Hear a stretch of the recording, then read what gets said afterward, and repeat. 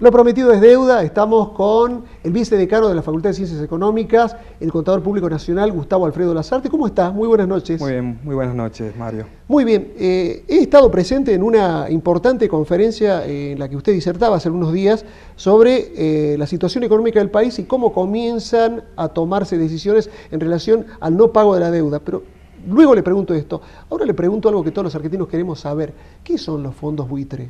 Bueno, los fondos buitres son fondos de especulación, básicamente.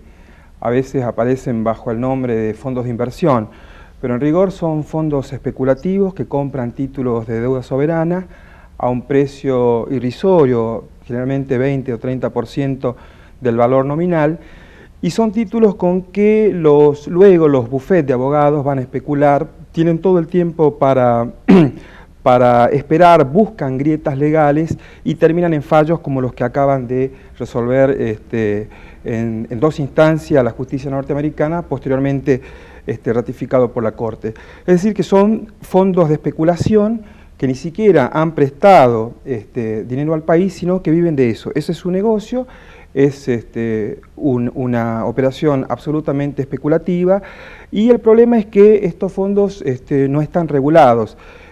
Trabajan en los márgenes del capitalismo, pero dentro de un marco legal. Por eso la justicia norteamericana ha venido a avalar esta operatoria.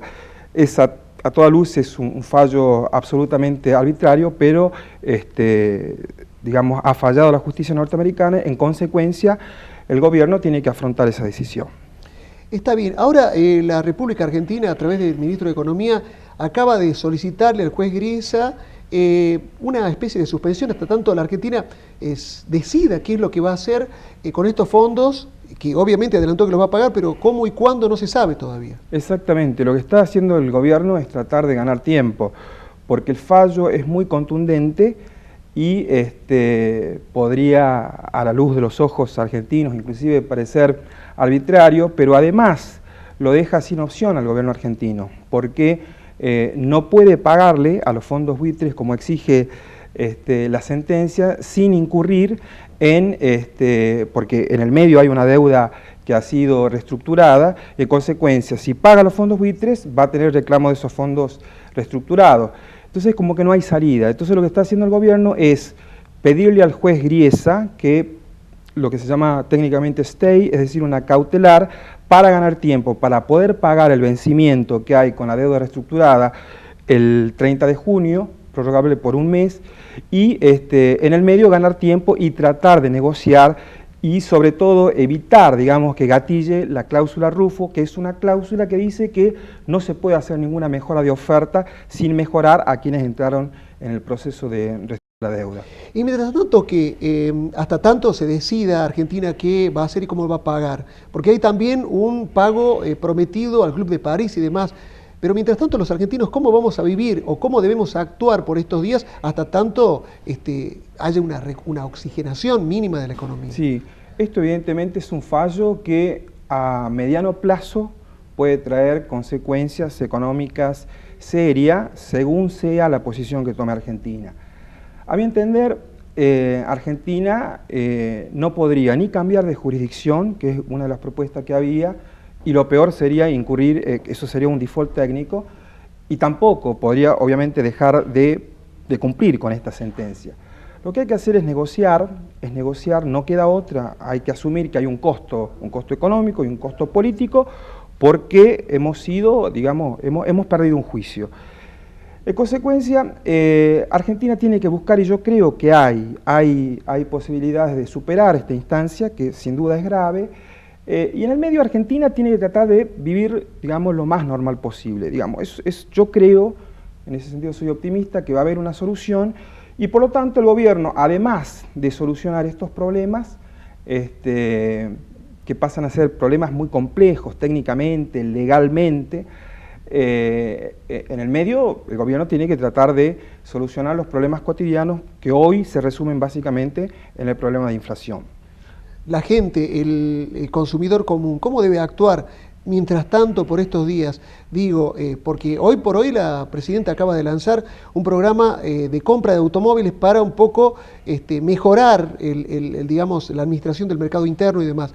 Pero mientras se está ofreciendo el crédito o mayor posibilidad de consumo, es como que la gente está con la incertidumbre de saber si debe llevar adelante o no ejecutar una política económica familiar en el corto plazo. Entiendo que todo este escenario complejo que hoy está viviendo la Argentina a consecuencia de este fallo que cambia todas las reglas de juego, porque Argentina venía tratando de buscar financiarse en los mercados internacionales, para eso arregló con el Club de París, para eso arregló en el CIADI, para eso arregló con Repsol, pero esto cambia las reglas de juego.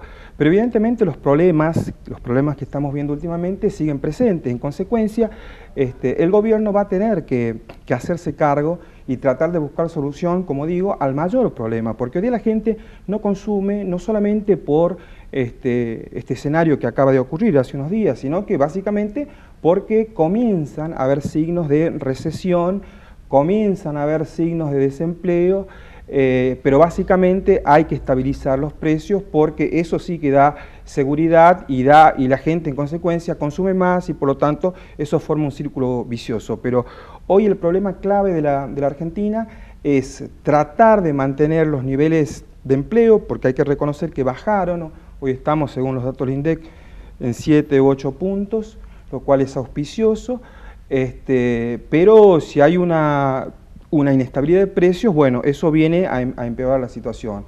En consecuencia, yo creo que la sociedad argentina no debe perder la calma, esto tiene que transcurrir por causas normales, pero el gobierno tiene que atacar las medidas que, repito, hoy por hoy se resumen el problema estructural más complejo y que más afecta sobre todo a los sectores de bajos ingresos, es el problema inflacionario. Contador Lasarte, aludía al principio, ¿no? Tiene usted un trabajo, una tesis vinculada con cómo se origina la deuda o el no pago de la deuda, porque esto tiene responsables históricos. Sí, bueno, es un problema, le agradezco la pregunta porque la verdad que uno asiste, digamos, diariamente a ver por los medios masivos a economistas y a actores que han tenido que ver directamente en la generación de la deuda externa y con total impunidad histórica dan las soluciones. Entonces, ya que me hace la pregunta, y si me permite unos minutos, voy a hacerle un breve raconto histórico de cómo surge y por qué surge esta situación de los fondos buitres. Argentina, a partir del año 76, con el golpe de Estado del 76, cambia para siempre lo que se llama el modelo de acumulación, es decir, cambia lo que hasta ese momento se conocía como un modelo con sesgo productivista y desarrollista y pasa a formar, cambia las estructuras económicas para siempre y se forma lo que ya en la literatura económica se conoce como periodo de valorización financiera. ¿Qué quiere decir esto? Que pasa a primar lo especulativo por sobre lo productivo. Esto a partir de una reforma muy profunda, reforma financiera del año 77, que va a cambiar toda la historia económica argentina. Cuando el gobierno militar irrumpe, cuando derroca a Isabel de Perón, la deuda externa en ese momento representaba aproximadamente 8.000 millones de dólares. Cuando se va el gobierno militar, cuando viene la primavera democrática, la deuda ascendía ya a 45.000 millones de dólares. El problema no es endeudarse en sí mismo, el problema es qué se hace con esa deuda. Y esa deuda generada, ese incremento monumental que nos dejó la dictadura, no tenía como contrapartida un activo. Por ejemplo, Brasil, no me voy a extender mucho, pero fue un periodo donde se endeudó toda Latinoamérica, pero Brasil, a diferencia de Argentina, su pasivo, su deuda externa, se veía respaldada por obras públicas, por hospitales, por autopistas, etc. Argentina básicamente usó esa deuda externa primero en una guerra brutal, que fue Guerra de Malvinas, y después en fuga de capitales. En el medio hubo un hecho muy grave que poco se habla y poco se recuerda, que fue la estatización de los pasivos privados. ¿Qué quiere decir esto? Es decir, que la deuda externa asumida por privados en Argentina pasó a ser de la noche a la mañana, por el entonces muy joven presidente del Banco Central, Domingo Cavallo, transfirió ese pasivo a todos los argentinos. Entonces, esa deuda monumental que se inicia durante el periodo de la dictadura, va a ser un problema estructural, y tanto es así que hoy, 38 años después, seguimos hablando de este tema.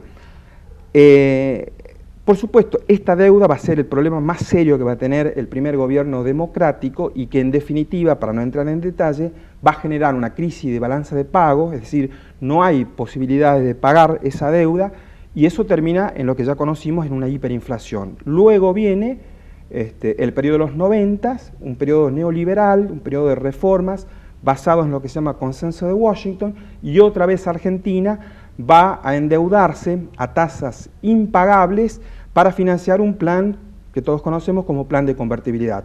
Ese periodo de los 90 es la consolidación de ese periodo que empezó en el 76. Bueno, los resultados de esas políticas, esa deuda monumental que se generó, termina cuando implosiona Argentina en el 2001, y a consecuencia de eso, Argentina debe inevitablemente declarar el default que en ese momento eran 102.000 millones de dólares, y es allí donde se genera esta deuda que hoy en día se traduce en estos problemas, ¿no? Hoy estamos hablando de los buitres en función de ese endeudamiento que empezó con los militares y que se consolidó en los 90. Hoy por hoy, para finalizar, con lo que se debe pagar al Club de París, con los fondos buitres, más o menos, ¿cuál es el monto total de la deuda a la que asciende con la banca internacional? Bueno, miren, según los números que maneja el Ministerio de Economía, y yo tengo que tomar los números oficiales del Ministerio de Economía, o sea, las cuentas nacionales, la deuda cuando se produjo el default argentino implicaba 166% del producto. Siguiendo las cuentas oficiales, esa deuda hoy se redujo a 40%.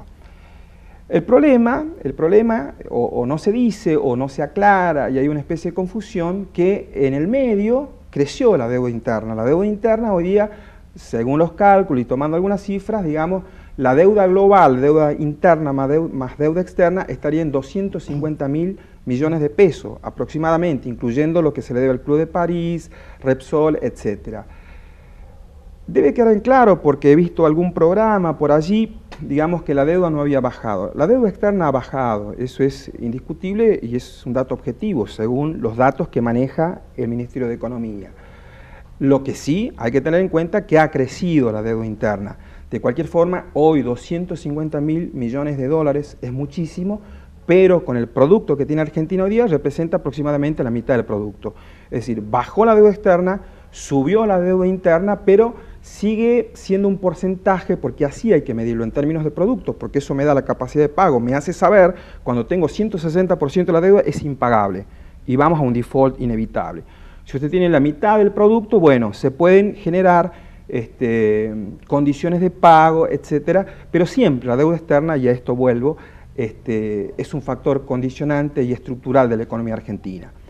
Así que, para cerrar, digamos, diría que es una situación compleja, digamos, ya están, los fallos están, el gobierno va a tener que afrontar ese costo político y económico, pero no hay margen para bravuconadas ni para falsos chauvinismo. Hay que sentarse a negociar con gente competente. Argentina tiene gente muy talentosa y es la única forma, digamos, negociando, no queda otra. En el mundo de la finanza hay una relación de poder inevitable y hay que, lamentablemente, y aunque uno tenga otros sentimientos, hay que sentarse a negociar con los que tienen el poder económico financiero en el mundo. Contador Gustavo Lasarte, vicedecano de la Facultad de Ciencias Económicas, ha sido usted muy amable. Muchas gracias por su presencia. Gracias a usted. Muy buenas noches.